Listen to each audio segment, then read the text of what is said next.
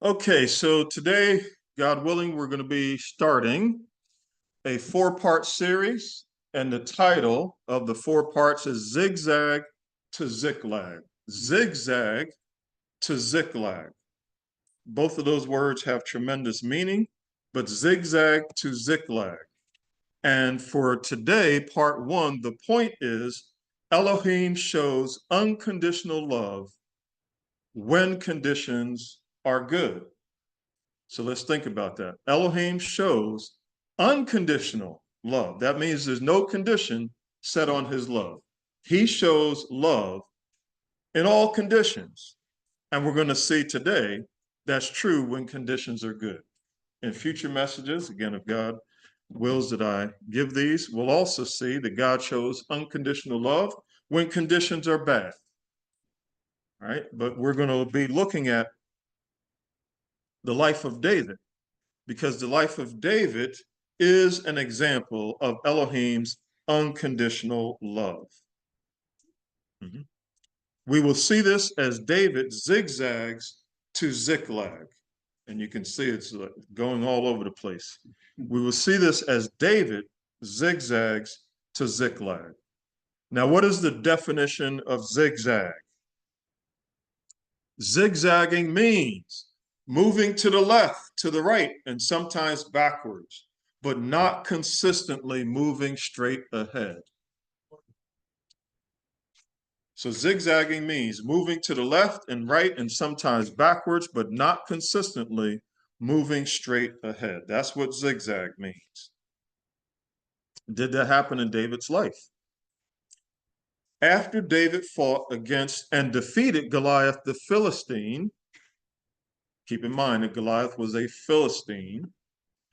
After David fought against and defeated Goliath the Philistine, he eventually became an ally of the Philistines and was ready to fight against and defeat Israelites. That's an amazing transition from one state to the next. We're actually going to fight against the Philistines on behalf of the Israelites to the point where you say, I'm going to switch things up and I'm going to fight on behalf of the Philistines against the Israelites. That's because David zigzagged on his way to Ziklag, and he reached his rock bottom at a place named Ziklag. David, instead of moving straight ahead in Yahweh's will all of the time, was zigzagging all over the place. The question is, how did that happen? And could it happen to us? How did that happen? How did he zigzag where he went from killing the Philistines, their arch enemies, to trying to kill the Israelites on behalf of the Philistines? How did that happen? Can that happen to you? Where one day you're fighting for God and the next day you're fighting against God. David starts out good. This is in 1 Samuel chapter 17 and verses 21 through 24. 1 Samuel chapter 17 and verses 21 through 24. So in verse 21 of 1 Samuel 17, it says, Israel and the Philistines moved into position for battle. Battle line facing battle line. Hence the songs that we sang, all about war and the fact that God is our champion. And this is what we see in David. David understood at this point that the Most High was indeed his champion. Giants fall, right? So David left the supplies he had with him in the care of the supply keeper and ran to the battle line. When he arrived there, he asked his brothers about their well-being. Verse 23. As he was speaking with them, the Philistine champion named Goliath from Gath came up from the Philistines' battle lines and spoke his usual words as David listened. When all the Israelites saw the man, they fled from him and were very frightened. This big old giant, everybody else in the nation of Israel, they retreated. They moved backwards from the battle line. It's like you're facing one another. and you're about to throw some punches, but you kind of look up and say, maybe that's not a good idea. And you start to back up because you know you might get jacked up. But not David. So we're still in 1 Samuel chapter 17, but now let's drop down to verse 32. This is 1 Samuel chapter 17, verses 32 through 37. Here we're going to see that David is not afraid to fight because he walks by faith and not by sight. David is not afraid to fight because he walks by faith and not by sight. I don't see that big giant in front of me. What I see is the champion of the Philistines, and what I see is my champion. And giants will fall when my champion is a part of the battle. So we're going to see that in 1 Samuel chapter 17 and verses 32 through 37. In verse 32, it says, David told Saul, let no one's courage fail because of Goliath. Your servant will fight this Philistine. Verse 33, Saul responded, you can't fight against this Philistine. You're only a young man, but he has been a warrior since his youth. I don't know if y'all remember this, but when Muhammad Ali was supposed to fight George Foreman, I was so scared that George Foreman was going to absolutely decimate him. And the reason why was because Joe Frazier fought Muhammad Ali. And I think at this point it was just the first fight. And he beat Muhammad Ali. And then Joe Frazier fought George Foreman. And George Foreman hit Joe Frazier so hard that he literally lifted him up off the ground. And George Foreman fell. He got back up and he did the same thing, pummeled him. I think it was in 2 rounds, 2 or 3 rounds. George Foreman just absolutely demolished Joe Frazier. And Joe Frazier beat Muhammad Ali. So you think, of course, George Foreman, this big, old, muscular guy, is going to step in and destroy my hero, Muhammad Ali. I didn't even want to get up the next morning because at this point it was closed satellite, so you couldn't see it on TV. And this was before pay-per-view, but it was kind of the prelude to pay-per-view, and I couldn't afford to go see it.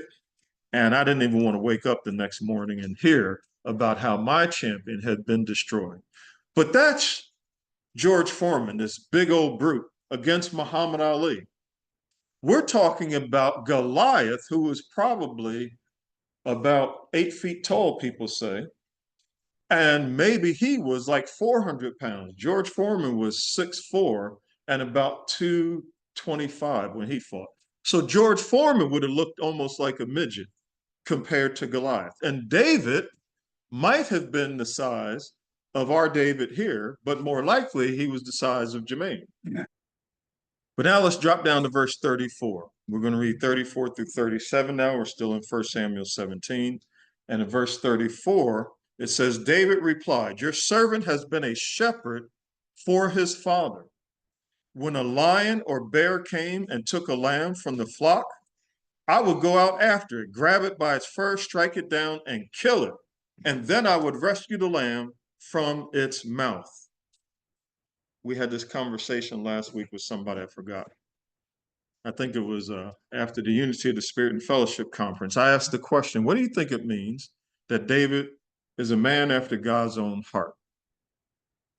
And I think a part of it was saying, David is a shepherd just like me. He's going to care for my flock, just like he's caring for these sheep and just like I care for my sheep. So he's a type of Yeshua, our chief shepherd. So David replied, your servant has been a shepherd for his father. When a lion or bear came and took a lamb from the flock, I would go out after it, grab it by its fur, strike it down, and kill it. And then I would rescue the lamb from its mouth. So what this is telling us is he was very vigilant, but no matter how vigilant you are as a human being, sometimes you can't protect your loved ones. And I'm sure he took care of the sheep. So sometimes we just can't be there to do it. But notice what happened. He responded as soon as he could, because the lion or bear came and took a lamb from the flock. And we talked about Yeshua being the Lion of Judah. We know what a lion does when it attacks, right? It goes straight for the jugular, for the neck. And you remember it said about David, I will give you the neck of your enemies, because David was of the tribe of Judah, who had the lion as its standard. So you think about a lion going after a lamb, you know where it's trying to grab it, but it says here in verse 35, and then I would rescue the lamb from its mouth. Now I'm assuming that it was still alive. So that means that he ran after that lion, that bear. He did not hesitate. And he's using that same kind of faith and courage to say, how dare you attack something that is mine and that belongs to the God who gave it to me? How dare you do something like that? And that's what he was saying to Goliath, or what he was about to say to Goliath. So in verse 36, your servant has struck down both lions and bears, and this uncircumcised Philistine will be just like one of them, since he defied the armies of Israel. Now, that's not what it says. Because if we said he's defied the armies of Israel, that means he's focusing on the flesh, on the sight. But David is speaking by faith. And he says, since he has defied the armies of the living Elohim, that is looking up, but not looking up at Goliath, looking way past Goliath and up to the point from whence my help comes, from the living Elohim. And verse 37, Yahweh, who delivered me from the power of the lion and the bear, will also deliver me from the power of this Philistine. So Saul told David, okay, go, and may God be with you. If you get killed, I told you not to go. But if you go, I hope that God is with you, because we surely do need some help. So the question is, which one of us fights like that? Fighting the good fight of faith, not fighting by sight, but fighting by faith against all enemies. How many of us fight in that way? What are you fighting against right now? Maybe a sin that so easily trips you up. Could be thoughts, could be actual actions. What are you fighting against? And are you fighting by faith with the power of the Holy Spirit, knowing that Yeshua is our good shepherd, our chief shepherd, and with him, he's never lost a battle. He will never lose one of his sheep. So Yahweh was with David, and David was with Yahweh. They had a loving personal relationship. David's desire is to glorify Elohim and encourage the Israelites to have faith in the Elohim of Israel. So let's continue reading in 1 Samuel chapter 17. But now we're going to be reading in verses 45 through 47. This is 1 Samuel chapter 17 and verses 45 through 47. And what we're going to see, that Yahweh was with David and David was with Yahweh. They had a loving personal relationship. David's desire is to glorify Elohim and, secondarily, to encourage the Israelites to have faith in the Elohim of Israel. In other words, a leader has to lead. A leader has to lead. And we walk by faith and not by sight. When we go into battle, we look up and we see our great champion. And we know that all giants will fall because our God is undefeated. And that is so wonderful to know that. So 1 Samuel chapter 17, verses 45 through 47. So one of the previous pictures, you saw this big old Goliath and you didn't see anybody else. But now you see David compared to Goliath. But you see what David has in his hand, right? He has faith in his hands. That's what he has. Now, obviously, faith without works is dead.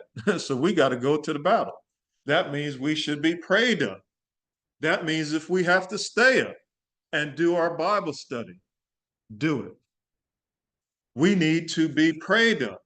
That means if we need to stay up and meditate, then do it. We need to be prayed up. And that means if we need to stay up to sing songs of praise, then do it. We need to be prayed up. And if it means staying up even 24 hours while you're fasting, then do it if the problem is that serious. We need to be prayed up. And if we need to stay up all night fellowshipping with somebody, comforting them, then let's do it. We need to be prayed up because there's a lot of people that need help. So if we need to stay up all night delivering food to people, then let's do it. And I thank Sister Dorothy this morning. Christian and I, Sister Dorothy, we went out to the community giving away the food that we collected this past Wednesday, and it went very well. People were very appreciative because people are in need of help. All right. So in verse 45, and by the way, those things that I just mentioned, prayer, Bible study, meditation, singing songs of praise, fasting, fellowshipping, and serving, those are the 7 steps to spiritual strength. All right. Those are the things we need to be doing. So in verse 45, then David told the Philistine, you come at me with a sword, a spear, and a javelin? These are physical things.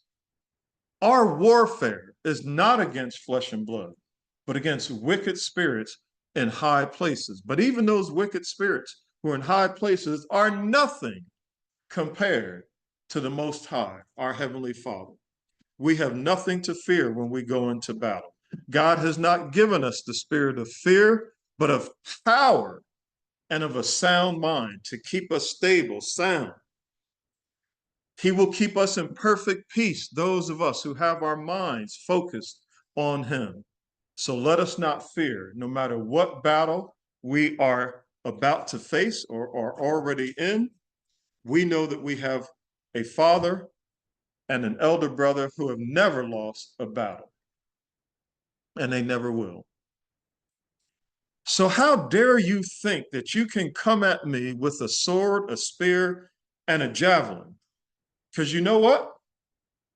I come to you in the name of Yahweh of hosts, the Elohim of the armies of Israel, whom you have defiled. Verse 46.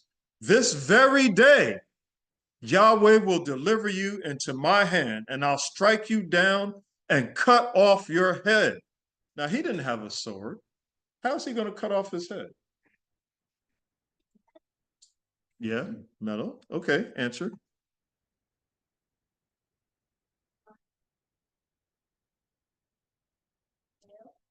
Okay, he could fire a piece of metal. Yes, sir.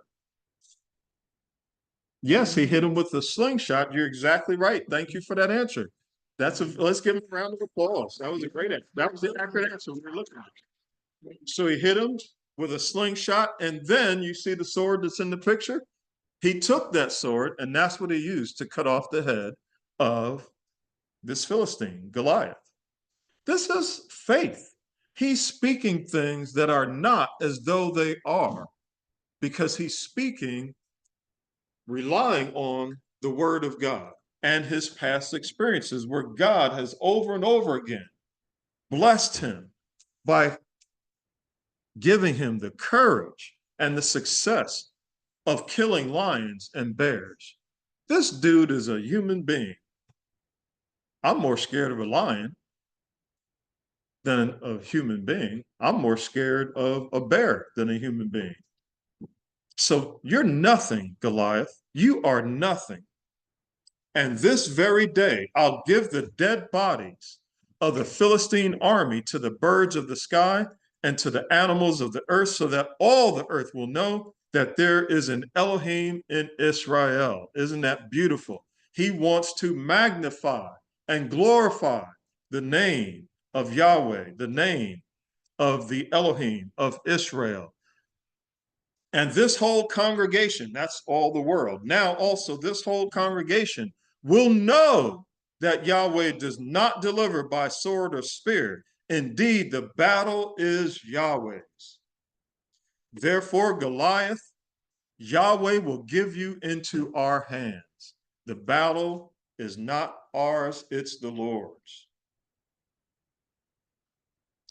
So Yahweh did give David the victory over Goliath of Gath and over the Philistines, the enemies of Israel. Here we have a demonstration of Elohim's unconditional love for David.